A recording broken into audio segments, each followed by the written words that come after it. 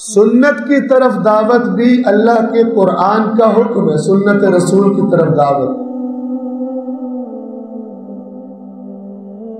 اور زمانہ گزرنے کے بعد نبی کا زمانہ گزر جائے، علی کا زمانہ گزر جائے، حسن کا زمانہ گزر جائے اور زمانہ آ جائے حسین کا علیہ الصلاۃ والسلام، حسین دعوت دیں اسی چیز کی طرف جس چیز کی طرف دعوت سے ان کے جد نے آغاز کیا تھا اسلام کا، یعنی قرآن کی طرف دعوت.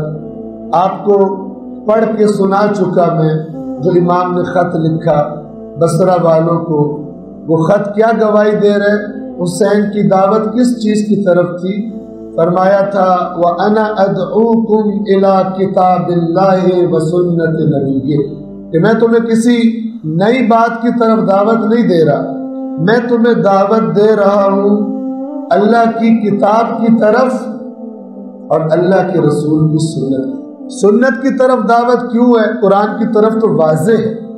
سنت کی طرف دعوت بھی اللہ کے قرآن کا حکم ہے، سنت رسول کی طرف دعوت. کیوں؟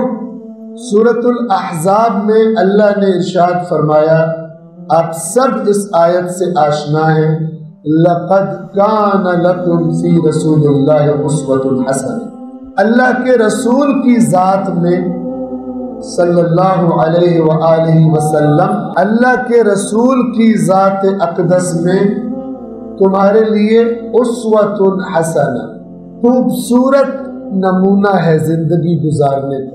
اسی کو سنت کہتے ہیں دوسرے لفظوں میں.